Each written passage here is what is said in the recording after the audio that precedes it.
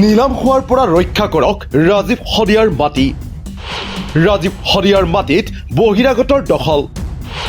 ৰাজীৱ শদিয়াৰ মাটিৰ নামত বৃহৎ প্ৰবঞ্চনা। মাটি দেখুৱাই আত্মসাৎ 50 লাখ টকা। বেংক বিষয়াৰে মিলি কোনে লুটিলে 50 লাখ টকা। লাখ লাখ টকা লুটা কোন এই আনন্দ ৰাচিৱাচিয়া।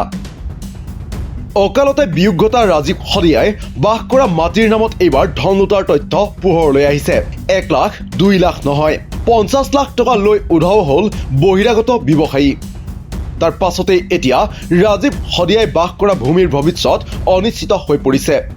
কাৰণ সেই টুকুৰা মাটিৰ নামতেই বহিৰাগত ব্যৱসায়ীয়ে কৌশল কৰি বেংকৰ পৰা ঋণ লৈ পলাল তিনিচুকীয়াৰ পৰা।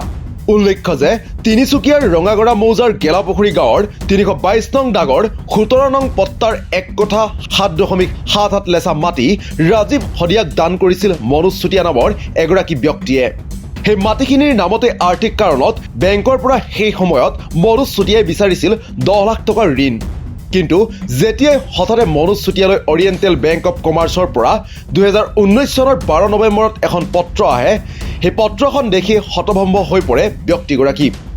কাৰণ কাগজখনত উল্লেখ কৰা আছিল যে আনন্দ ৰাচিৱাচিয়াৰে জড়িত থকা BS ট্ৰেডিং নামৰ এটা প্ৰতিষ্ঠানক 50 লাখ টকাৰ ঋণ দিয়া হৈছে আৰু সেই ঋণৰ গ্ৰান্টাৰ হৈছে মনোজ চুতীয়া। কিন্তু তাৎপৰ্যকৰ কথা যে মনোজ চুতীয়াই কোনো অন্য ব্যক্তিৰ গ্ৰান্টাৰ হৈ মাটিৰ কাগজ জমা দিয়া নাছিল, বৰঞ্চ নিজৰ মাটিখিনি দেখুৱাই বেংকৰ পৰা 10 লাখ টকাৰ ঋণহে বিচাৰিছিল মনোজ চুতীয়াই। তাৰ পাছতেই ৰাজীৱ শদিয়া আৰু মনোজ চুতীয়াই দুয়ো বুঢ়াগোহাঁই উপাধিৰ এগৰাকী অধিবক্তাৰ কাষ চাপে। এই বিষয়টোক লৈ যিমান উদ্বিগ্ন আছিল মনোজ চুতীয়া, সিমানেই উদ্বিগ্ন আছিল প্ৰয়াত ৰাজীৱ শদিয়াও। সেয়ে আইনী প্ৰক্ৰিয়াটোৰ লগত ওতঃপ্ৰোতঃভাৱে জড়িত হৈ মনোজ চুতীয়াক সহযোগিতা কৰি আহিছিল শিল্পীগৰাকীয়ে। এই সন্দৰ্ভত 2020 চনতেই তিনিচুকীয়া আৰক্ষী থানাত এখন এজাহাৰো দাখিল কৰিছিল মনোজ চুতীয়াই। সেই এজাহাৰত উল্লেখ কৰা অনুসৰি এটা গৃহ ঋণ বিচাৰি তেতিয়াৰ অৰিয়েণ্টেল বেংক অৱ কমাৰ্চৰ প্ৰবন্ধক অমৃত কুমাৰ ঝাৰ কাষ চাপিছিল আৰু ঋণ লোৱাৰ প্ৰক্ৰিয়াৰ বিষয়ে সুধিছিল। তেতিয়া প্ৰবন্ধকগৰাকীয়ে জমাবন্দী, লেণ্ড ৰেভিনিউ, ট্ৰেছ মেপকে ধৰি লাগতিয়াল মাটিৰ নথিসমূহ বিচাৰে আৰু বিভিন্ন নথিত মনোজ চুতীয়াক চহী কৰিবলৈও কয়। তেওঁ বিচৰা ঋণ পাব বুলি কৈ মাটিৰ নথিসমূহত ততাতৈয়াকৈ চহী কৰোৱাৰ পাছতে তেওঁ অতি কম সময়ৰ ভিতৰত একাউণ্টত 10 লাখ টকা পাব বুলি জনায় প্ৰবন্ধক অমিত কুমাৰ ঝাই। কিন্তু নিৰ্দিষ্ট সময়ত ধন নোপোৱাৰ বাবেই বাৰেপতি বেংক কৰ্তৃপক্ষৰ কাষ চাপে যদিও মাত্ৰ মিছা আশ্বাস প্ৰদান কৰিয়ে বহুমাহ পাৰ কৰাই পৰৱৰ্তী সময়ত যেতিয়া বেংকৰ পৰা 50 লাখ টকাৰ কথাটো উল্লেখ কৰি কাগজ আহে, তেতিয়াহে মনোজ চুতীয়াই বুজি পায় যে তেওঁ লুণ্ঠনৰ চিকাৰ হৈছে। উল্লেখ্য যে 06714011000280 নম্বৰৰ একাউণ্টত 50 লাখ ধন সোমোৱাৰ পাছত আনন্দ ৰাচিৱাচিয়াই প্ৰায় 50% ধন ঘূৰাই দিয়ে যদিও বাকী প্ৰায় 24 লাখতকৈ অধিক ধন দিবলগীয়া থকাৰ বাবে বেংক একাউণ্টটো নন পাৰফৰ্মেন্স এছেটলৈ ৰূপান্তৰ কৰে বেংক কৰ্তৃপক্ষই। লগতে বেংক কৰ্তৃপক্ষই মনোজ চুতীয়াক জনায় যে যদিহে দিবলগীয়া ধনৰাশি পৰিশোধ নকৰে, সেই মাটিখিনি অৰ্থাৎ যিখিনি মাটিত ৰাজীৱ শদিয়াক দান কৰা হৈছিল বা শিল্পীগৰাকীয়ে বসবাস কৰি আহিছিল প্ৰায় 15 বছৰ ধৰি, সেই মাটি নিলামত বিক্ৰী কৰিব বেংক কৰ্তৃপক্ষই। আনহাতে দ্য ক্ৰছ কাৰেণ্টে যোগাযোগ কৰা মাটিৰ গৰাকী মনোজ চুতীয়াই আমাক প্ৰদান কৰিছে আন কেইবাটাও তথ্য।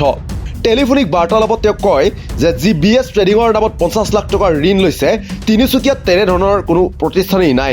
ৰাচিৱাচিয়াই তেওঁৰ তলত কাম কৰা এগৰাকী সাধাৰণ কৰ্মচাৰী ভুৱনেশ্বৰৰ ব্ৰিজেশ সিঙৰ নামত লৈছে ঋণটো। যদিও মাটি মূল্যৰ ভিত্তিত 50 লাখ টকাৰ ঋণ দিছিল তেতিয়াৰ বেংকটোৱে, সেই প্ৰায় 1.5 কঠাৰ মাটিৰ চৰকাৰী মূল্য 7-8 লাখ টকাহে। ইয়াতে প্ৰশ্ন হয় যে কিদৰে বেংকৰ প্ৰবন্ধকে মাটিৰ মূল্য পৰীক্ষা নকৰাকৈ 50 লাখ টকাৰ ঋণ প্ৰদান কৰিলে এগৰাকী বহিৰাগতক। ঋণ লোৱাৰ সময়ত ঘৰলৈ গৈ পৰ্যবেক্ষণ কৰি মাটিৰ গৰাকীক কিয় জনোৱা হোৱা নাছিল যে তেওঁ 50 লাখ টকাৰ ঋণৰ গ্ৰেণ্টাৰ হিচাপে মান্তি হোৱাত আপত্তি নাই। উল্লেখ্য যে মনোজ চুতীয়াই এজাহাৰ আৰু বেংক কৰ্তৃপক্ষক অভিযোগ দিয়াৰ পাছত মাটিৰ কাগজ আৰু ঋণৰ ধনৰাশি সম্পূৰ্ণ ঘূৰাই দিয়াৰ প্ৰতিশ্ৰুতি মনোজ চুতীয়াক 2019 চনতে দিছিল। কিন্তু সৰলতাৰ সুযোগ লৈ সেই সময়ত ব্যৱসায়ীগৰাকী তিনিচুকীয়াৰ পৰাই পৰিয়ালসহ পলাই গুচি যায়। বৰ্তমান সেই প্ৰবন্ধকগৰাকীও তিনিচুকীয়াত নাই, আনকি বেংকটোও বৰ্তমান দেশত নাই। ইতিমধ্যে পাঞ্জাৱ নেশ্যনেল বেংকৰ সৈতে একত্ৰীকৰণ কৰা হৈছে অৰিয়েণ্টেল বেংক অৱ কমাৰ্চ নামৰ বেংকটো। আৰু এতিয়া সদ্য শেহতীয়াকৈ এখন জাননী লাভ কৰাৰ পাছতেই বিপদত পৰিছে মনোজ চুতীয়া। ইতিমধ্যে শদিয়াৰ মৃত্যুৰ পাছত সেই মাটি টুকুৰা ৰাজীৱ শদিয়া ট্ৰাষ্টৰ নামত দান কৰাৰ কথা ৰাজহুৱাকৈ ঘোষণা কৰিছে মনোজ চুতীয়াই।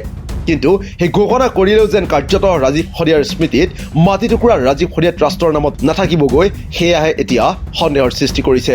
কাৰণ 15 দিনৰ ভিতৰত 24 লাখ টকাতকৈ অধিক ধাৰ থকা টকাখিনি বেংকক নিদিলেই সেই মাটিখিনি নিলাম কৰিব বেংক কৰ্তৃপক্ষই।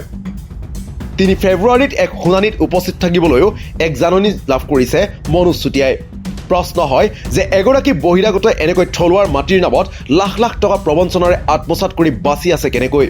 আৰক্ষীয়ে আজি কুপতি কিবা ব্যৱস্থা ল'লেনে? বেংক বিষয়াগৰাকীৰ বিৰুদ্ধে কিয় বেংক কৰ্তৃপক্ষই এতিয়াও কোনো তদন্ত দিয়া নাই? ৰাইজে যদিহে এই বিষয়ত সোচ্চাৰ নহয় এতিয়া, তেন্তে ৰাজীৱ শদিয়াৰ নামত উচৰ্গা কৰা মাটিখিনিৰ ভৱিষ্যত অন্ধকাৰ হৈ পৰাটো প্ৰায় নিশ্চিত। নিউজ ডেস্ক ৰিপৰ্ট, দি ক্ৰছ কাৰেণ্ট।